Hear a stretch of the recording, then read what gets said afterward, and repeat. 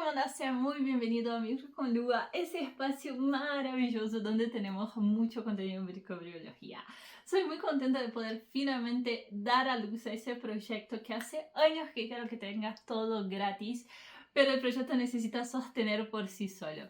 Entonces, durante los últimos años fui ayudante de cátedra por mucho tiempo, desde 2017. No hagan las cuentas, por favor. Después tuve mis cursos paralelos. Y obviamente siempre quise que todo mi contenido, todo lo que enseñaba, estuviera en un lugar libre para que todos puedan acceder. Por eso para mí este año es simplemente especial de poder tener todo mi contenido acá en YouTube.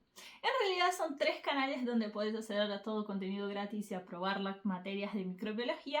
El primero es acá en YouTube, en Instagram, claro, y también en nuestro blog donde tenemos todos los apuntes donde puedes ver por los temas o buscar el tema que necesitas, y una vez que lo encuentres puedes estudiar de ahí. Esos son los apuntes oficiales de Micro con Lua que están acá ordenaditos en en todos los módulos de microbiología que necesites.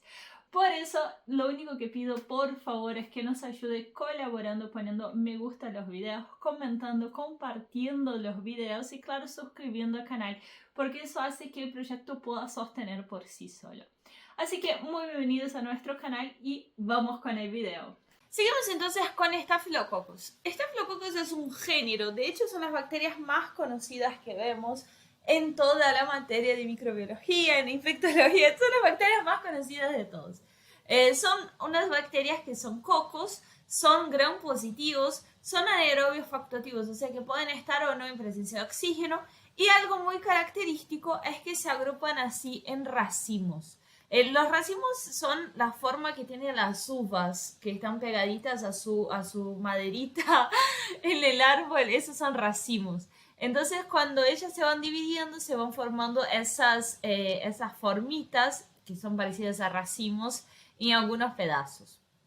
Bien, otras características que tienen, que acá ya tenemos, son catalasa positivo, que es una característica bioquímica que ahora la vemos, y también crecen en manitol hipersalado. El manitol hipersalado, el medio Chapman, es el medio de cultivo que vamos a usar para Staphylococcus.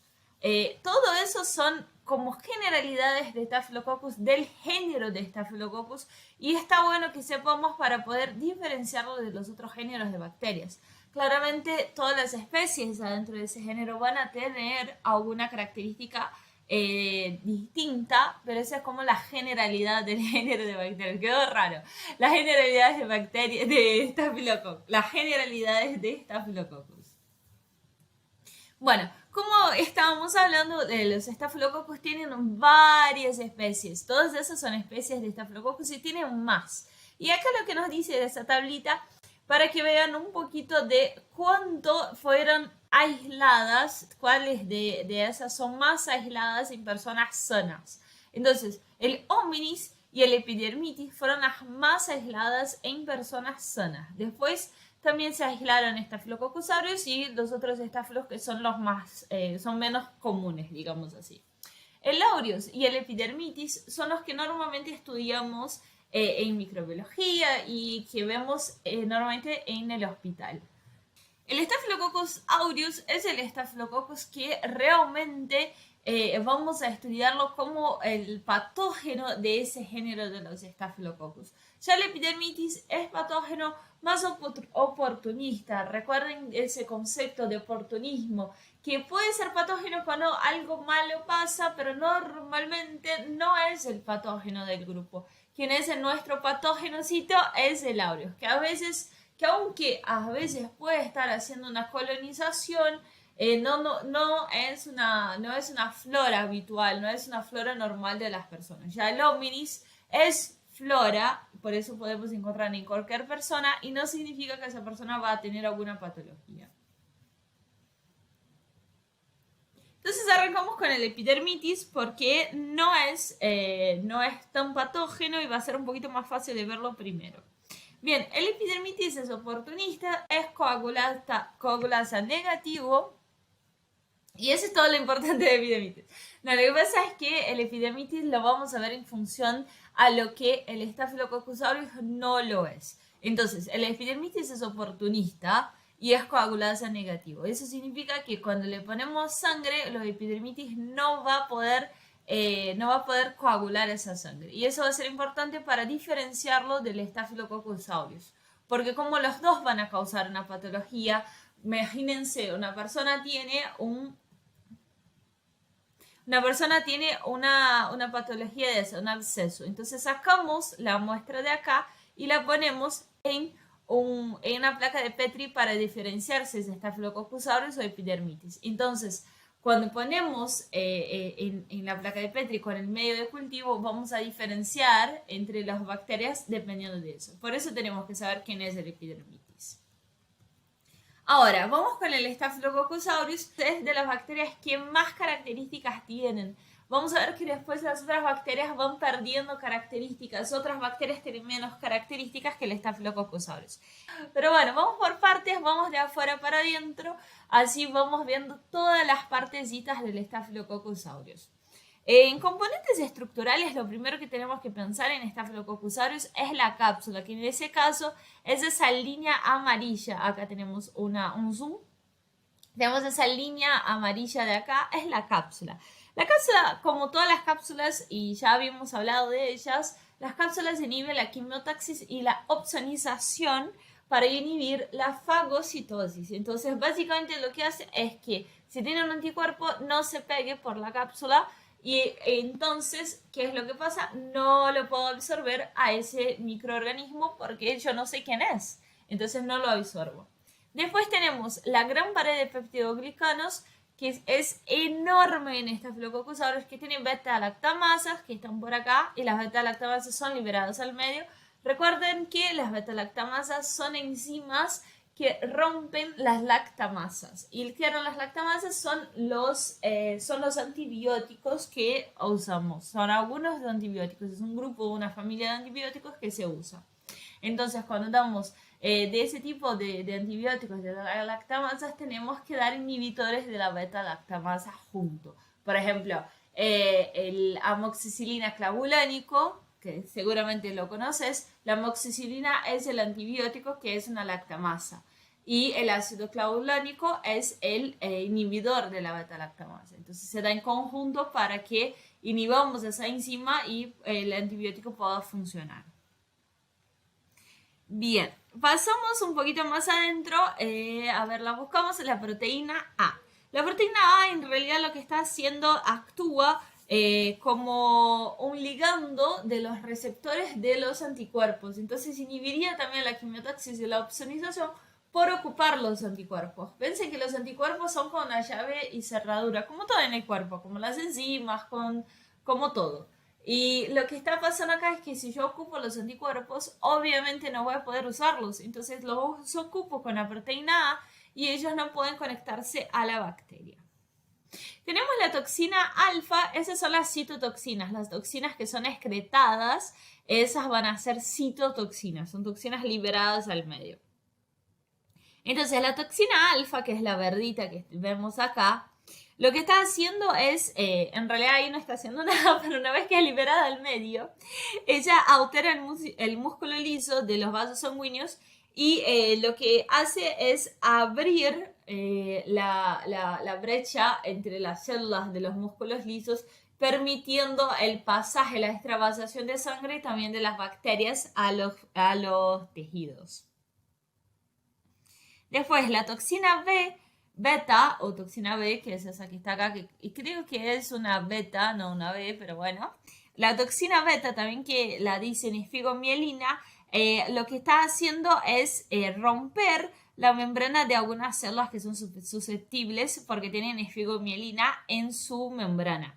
Entonces, ella va a romper ya la toxina delta, que ni siquiera la tenemos dibujadita acá. A ver, no la tenemos dibujadita. La toxina delta, les dije que tenía un montón de cosas esa bacteria.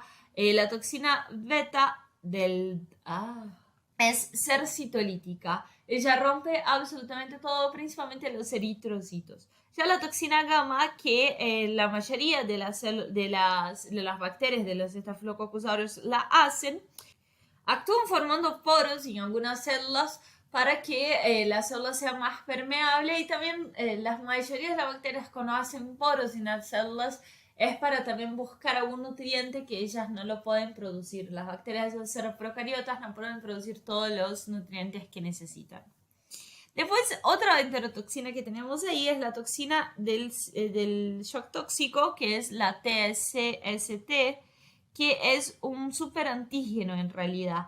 Y esa toxina es súper importante porque la TSST1, que es la toxina 1 de shock tóxico, lo que eso es un superantígeno. Entonces, ¿qué era lo que hacían los superantígenos? Actuaban activando de forma exacerbada los linfocitos T para que esos linfocitos T y esos macrófagos tengan una respuesta inmune tan exacerbada, pero tan exacerbada que rompen todo. Entonces recuerden que los sistemas inmunes tienen un estasis, tienen como un equilibrio muy específico. Por eso, si rompemos todo el sistema inmune, si le activamos demasiado, rompemos ese equilibrio, y al romper ese equilibrio va a ser más dañino para el cuerpo do que solo, do que no activarlo también.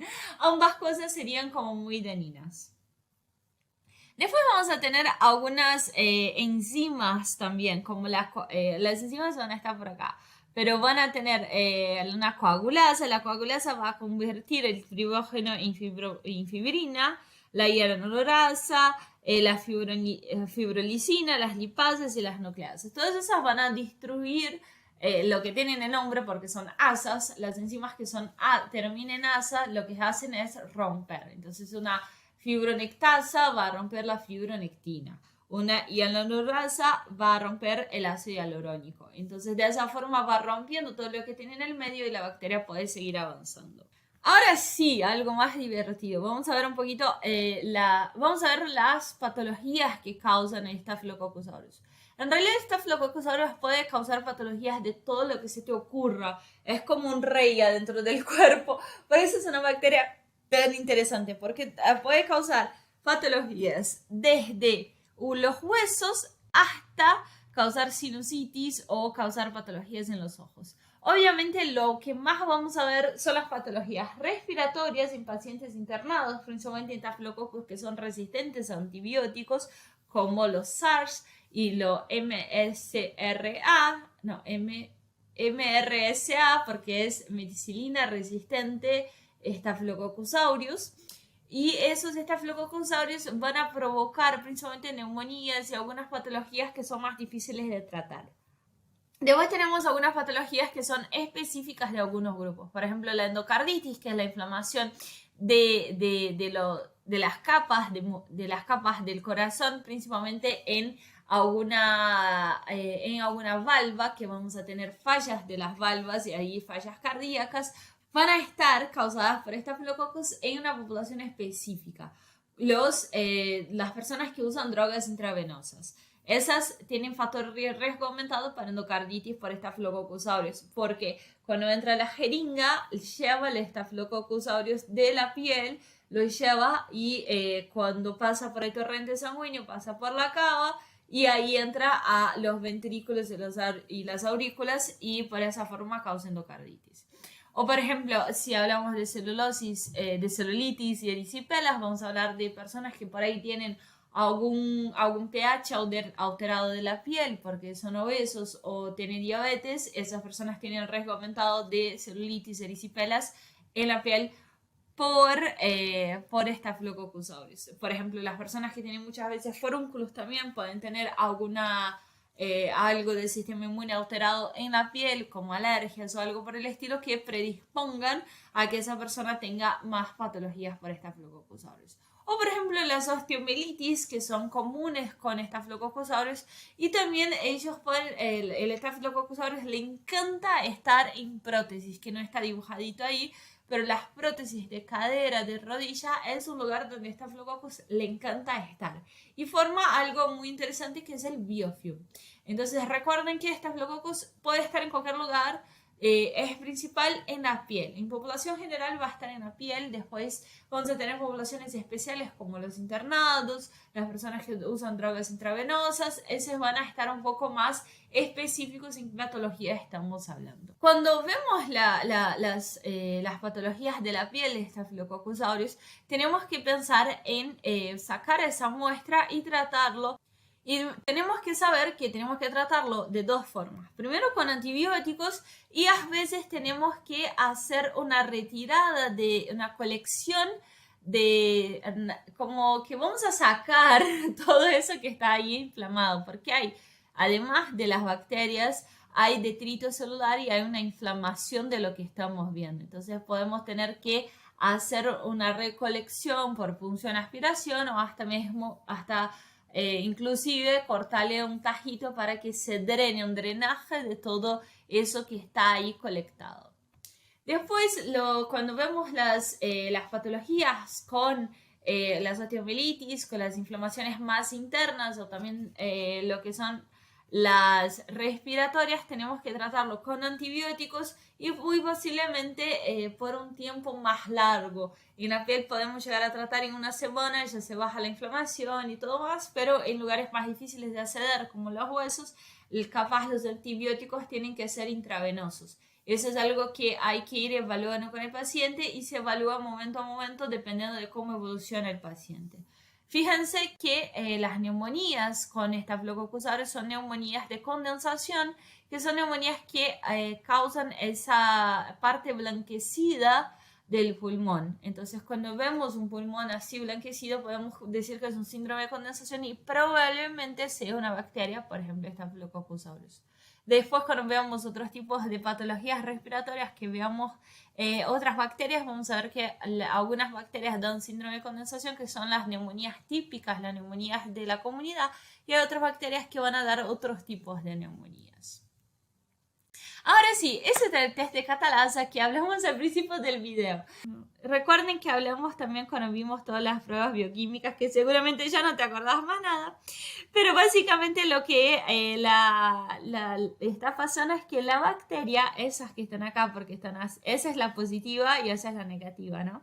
Esas bacterias que están acá con peróxido de hidrógeno, lo que hacen es que catalizan esa destrucción, tienen catalasa, es decir, que la catalasa es la enzima que va a romper el peróxido de hidrógeno en oxígeno y agua. Y de esa forma libera el gas, libera esos gasecitos que es el oxígeno.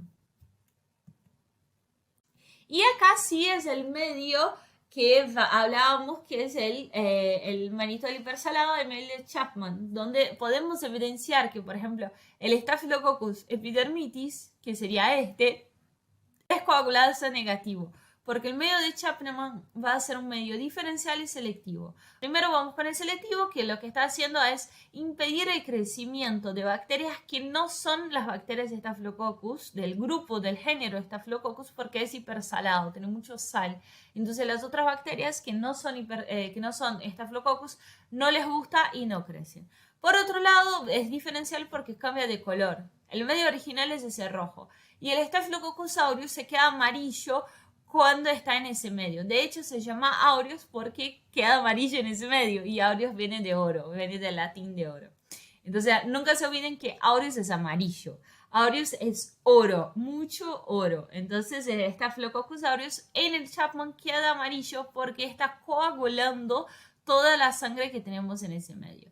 Entonces, cuando el Staphylococcus epidermidis crece, que tiene catalasa, puede crecer en el medio de Chapman porque es un Staphylococcus, le gusta la sal, pero no va a ser la coagulasa, entonces no queda amarillo, queda en rojito. Y ahí tenemos la diferenciación. Por eso tenemos que saber quién era el Staphylococcus epidermidis para poder saber que cuando me mandan un resultado de testeo diciendo crece en Chapman, pero el medio queda rojo, que yo sepa que es entonces el Staphylococcus epidermidis. Muchas gracias por llegar hasta acá en nuestro video y espero que hayas aprendido mucho con esa clase y la próxima clase ya va a arrancar, así que no dejes de poner me gusta a ese video, suscribir al canal y si querés puedes colaborar con un cafecito. No te olvides que el apunte está en nuestro blog y podés acceder para poder copiarlo, bajarlo y tenerlo a mano. Un beso enorme y ya arranca la próxima clase.